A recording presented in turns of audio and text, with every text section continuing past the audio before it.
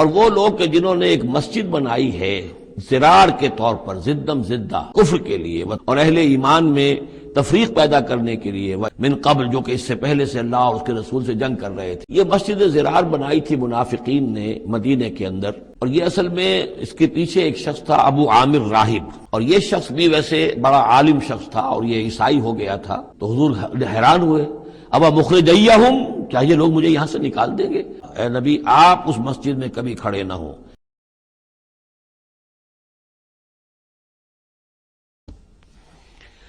والذین اتخذوا مسجدا ضرارا وکفرا وتفریقا بین المؤمنین وارصادا لمن حارب اللہ ورسولہ من قبل، اور وہ لوگ کہ جنہوں نے ایک مسجد بنائی ہے زرار کے طور پر، زدم زدہ، ضرر سے زرار، باب مفعلہ ہے، وکفرا، اور کفر کے لیے، وتفریقا بین المؤمنین، اور اہل ایمان میں تفریق پیدا کرنے کے لیے، وارصادا لمن حارب اللہ ورسولہ، اور ان لوگوں کو گھات فراہم کرنے کے لیے، جائے پناہ دینے کے لیے کہ جو اللہ اور اس کے رسول سے جنگ کر رہے ہوں، من قبل، جو کہ اس سے پہلے سے اللہ اور اس کے رسول سے جنگ کر رہے تھے۔ یہ مسجد زرار بنائی تھی منافقین نے مدینے کے اندر، اور مسجد قباء کے قریب کے علاقے میں تھی یہ، اور یہ اصل میں اس کے پیچھے ایک شخص تھا ابو عامر راہب، خزرج کا یہ شخص تھا، اور یہ شخص بھی ویسے بڑا عالم شخص تھا اور یہ عیسائی ہو گیا تھا اور راہب ہو گیا تھا، جیسے کہ ورقہ ابن نوفل تھے، وہ قرشی تھے، لیکن وہ بھی ان کی طبیعت سلیم تھی، عقل سلیم اور فطرت سلیمہ کی روشنی میں انہوں نے بھی اس وقت پھر بت پرستی چھوڑ کر اور عیسائیت اختیار کر لی تھی۔ کان یکتب التوراۃ بالعبرانیہ، اور اتنے بڑے عالم تھے کہ تورات عبرانی زبان میں لکھا کرتے تھے۔ تو اس حوالے سے اسی طرح کی ایک پیرلل شخصیت یہ ہے، ابو عامر خزرج کے تھے یہ، لیکن یہ شخص جو ہے راہب بنا، لیکن اس کو معاملہ برعکس ہوا۔ ورقہ ابن نوفل نے تو حضور کی تصدیق کی جب حضرت خدیجہ رضی اللہ تعالی عنہا لے کر گئی ہیں حضور کو، ان کا کہ یہ وہی ناموس ہے جو موسیٰ اور عیسیٰ پر آیا تھا، اور اللہ کرے کہ میں اس وقت تک زندہ رہوں جب کہ آپ کی قوم آپ کو یہاں سے نکال دے گی۔ تو حضور حیران ہوئے، ابا مخرجیہم، کیا یہ لوگ مجھے یہاں سے نکال دیں گے؟ تو ان کا کہ ہاں، یہ معاملہ ایسا ہی ہے جس کے ساتھ بھی ہوا ہے، پھر اس کی قوم نے اس کے ساتھ دشمنی کی ہے۔ تو برعکس رویہ یہ تھا اس کا، ابو عامر خزرجی کا، کہ یہ جو ہے حضور کا شدید ترین دشمن ہو گیا۔ بدر کی شکست جب ہو گئی کفار کو، تو پھر یہ مکے ہی میں جا کر آباد ہو گیا، اور وہاں یہ سازش کرتا رہا، اور یہ فوج جو ابو سفیان لے کر آئے احد میں، اس کے پیچھے بھی اس کی سازش کار فرما تھی، اور احد میں ساتھ آیا مشرکین کے،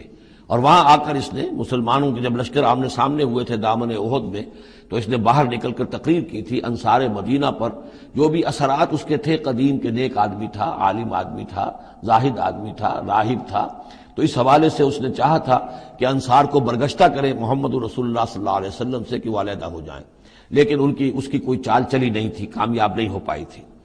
پھر یہ کہ اس کے بعد جب حنین کی بھی جنگ ہو چکی، اور پھر تھک ہار کر جب اسے معلوم ہوا جزیرہ نما عرب میں تو میرے لیے کوئی جگہ نہیں ہے، تو پھر وہ شام چلا گیا تھا۔ شام میں مقیم رہ کر اس کا سلسلہ جنبانی جاری تھا مدینے کے منافقین کے ساتھ، اور وہاں سے اس نے انہیں حکم دیا کہ ایک مسجد بناؤ، ہو ذرا مدینے سے باہر، تاکہ جو بھی ہمارے سازشی عناصر ہیں وہ وہاں جمع ہو سکیں۔ یہ آپ کہیں گے مسجد ہے، یہ تو ہم مسجد میں نماز پڑھنے کے لیے جمع ہوتے ہیں، اور چونکہ مدینے سے ذرا باہر ہوگی لہذا اس کی خبریں بھی عام طور پر لوگوں کو نہیں ملیں گی، باہر سے کوئی پیغام مجھے بھیجنا ہوگا میں وہاں پہنچا دوں گا۔ تو نام اس کا مسجد رکھا گیا، اصل میں وہ فتنے کا ایک مرکز تھا جو تعبیر کیا گیا۔ تو والذین اتخذوا مسجدا ضرارا وکفرا وتفریقا بین المؤمنین وارصادا لمن حارب اللہ ورسولہ، یہ تھے مقاصد اس مسجد کی تعمیر کے، مسجد نما عمارت جو انہوں نے بنائی تھی، کہ وہ اصل میں مسلمانوں کو نقصان پہنچانے کے لیے، کفر کی تقویت کے لیے، اہل ایمان میں تفریق پیدا کرنے کے لیے، اور جو بھی اللہ اور اس کے رسول کے دشمن ہیں ان کو ایک جائے پناہ اور ان کے لیے ایک گھات کی جگہ کہ وہ وہاں جا کر آ کر بیٹھے، جی مسافر ہیں، مسجد کے اندر ٹھہرے ہوئے ہیں، ان کے اوپر کوئی جو ہے کوئی تعارض ان سے نہ کرے۔ وَلَيَحْلِفُنَّ إِنْ أَرَدْنَا إِلَّا الْحُسْنَى، اور عن قریب وہ قسمیں کھا کھا کر کہیں گے کہ نہیں حضور، ہماری کوئی بری نیت نہیں تھی، کوئی ارادہ نہیں تھا، بلکہ یہ کہ ہم نے تو نیکی کا ارادہ کیا تھا۔ اصل میں دوسری مسجد ہم سے دور پڑتی تھی، کچھ جماعت میں ہماری کچھ نمازیں رہ جاتی تھی جماعت سے، ہم نے کہا کہ ہم ایک مسجد اور بنا لیں تاکہ ہماری تمام جو نمازیں ہیں باجماعت ادا ہو جائیں۔ واللہ یشہد انہم لکاذبون، اللہ گواہی دیتا ہے کہ یہ جھوٹے ہیں، لا تقم فی ہے، انہوں نے آ کے حضور سے درخواست کی، ایک دفعہ حضور آپ تشریف لے چلیے، آپ کے آنے سے وہاں بڑی برکت ہو جائے گی، تو آپ مسجد جو ہے ہماری اس کو بھی یہ سعادت نصیب ہو جائے کہ آپ قدم رنجاں فرمائیں وہاں۔ لیکن اللہ تعالیٰ نے بر وقت روک دیا، لا تقم فیہ ابدا، اے نبی آپ اس مسجد میں کبھی کھڑے نہ ہوں۔ لمسجد اسس علی التقوی من اول یوم، یقیناً وہ مسجد جو پہلے دن ہی سے تقوی پر تعمیر کی گئی، مسجد قباء قریب ہی تھی، اور یہ وہ مسجد ہے کہ جو سب سے پہلے تعمیر ہوئی ہے، اور اس کی بنیاد تقوی پر تھی۔ حضور جب ہجرت کا سفر اختیار کر کے آئے تھے، مدینے پہنچے تو وہاں پہلا پڑاؤ تھا، مدینے سے 3 میل باہر، اس پڑاؤ کی جگہ پر یہ وہ مسجد قباء ہے۔ تو مسجد اسس علی التقوی من اول یوم، پہلے دن سے جو مسجد جو ہے تقوی پر جس کی بنیاد رکھی گئی، احق ان تقوم فیہ، وہ زیادہ حقدار ہے، مستحق ہے اس کی کہ آپ اس میں کھڑے ہوں، اس میں نماز پڑھیں۔ فیہ رجال یحبون ان یتطہروا، اس میں وہ لوگ ہیں کہ جن کو بڑی پسند ہے یہ بات کہ وہ بہت پاک رہیں، بہت پاک رہیں۔ واللہ یحب المطہرین، اور اللہ تعالیٰ کو ایسے لوگ بہت پسند ہیں کہ جو بہت زیادہ پاکی کو پسند کرتے ہوں۔ ان سے پوچھا گیا پھر مسجد قباء والے مسلمانوں سے کہ آپ لوگوں کی وہ کون سا وصف ہے آپ کا جس کی وجہ سے اللہ تعالیٰ نے اتنی مدح فرمائی ہے کہ یہ بڑے متطہرین ہیں، مطہرین، اور اللہ ان کو پسند کرتا ہے؟ تو انہوں نے فرمایا کہ ہم قضاء حاجت کے بعد ڈھیلے بھی استعمال کرتے ہیں اور پھر پانی سے بھی طہارت کرتے ہیں۔ تو یہ دونوں طریقے سے وہ اپنا استنجا جو ہے وہ پوری طریقے سے کرتے تھے، اسی کو سمجھا گیا ہے کہ اللہ تعالیٰ نے اس کی تعریف فرمائی ہے۔ فیہ رجال یحبون ان یتطہروا واللہ یحب المطہرین افمن اسس بنیانہ علی تقوی من اللہ ورضوان، تو کیا بھلا وہ کہ جس نے اپنی بنیاد رکھی ہو اپنی عمارت کی تقوی پر اللہ کی طرف سے اور اس کی رضا پر، وہ بہتر ہے، ام من اسس بنیانہ، یا وہ کہ جس نے اپنی تعبیر کی بنیاد رکھی ہے علی شفا جرف ہار، ایک ایسی کھائی کے کنارے پر جس کا کنارہ گرا چاہتا ہے، فنہارا بہی فی نار جہنم، تو پھر وہ اس کو لے کر گر گیا نار جہنم میں۔ یعنی یہ کہ انسان تعبیر کرتا ہے تو کوئی جگہ دیکھتا ہے، فرض کیجئے کوئی ایسی جگہ ہے کہ نیچے سے کھوکھلی ہے، آپ نے دیکھا ہوگا بعض جگہ دریاؤں کے کناروں کے اوپر کہ نیچے سے لیکن اوپر کنارہ چلا آ رہا ہے، اب اس کنارے کے اوپر جو ہے جس کے نیچے سپورٹ نہیں ہے، کوئی تعمیر کرے گا تو تعمیر کہاں جائے گی؟ وہ تو ظاہر بات ہے کہ وہ دریا میں گر جائے گی۔ تو اصل میں یہ جو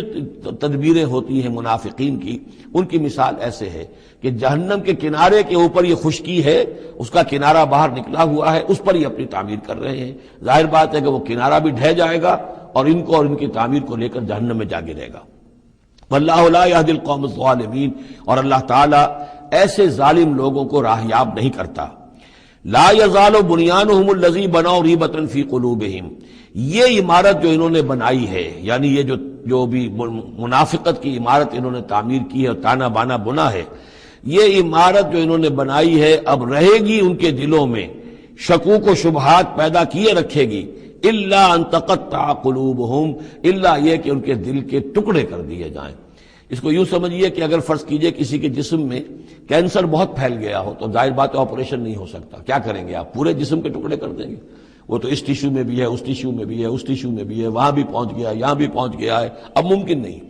تو اسی طریقے سے ان کے دلوں کے اندر اس کی جڑیں اتنی گہری جا چکی ہیں منافقت کی کہ ان کے دلوں سے منافقت کی جڑیں نکل ہی نہیں سکتی، الا یہ کہ دل کے ٹکڑے ٹکڑے کر دیے جائیں، دل ریشہ ریشہ کر دیا جائے تو آپ جڑیں نکال لیں، ورنہ اس کے بغیر ممکن نہیں ہے۔ یعنی اس درجے راسخ ہو چکے ہیں۔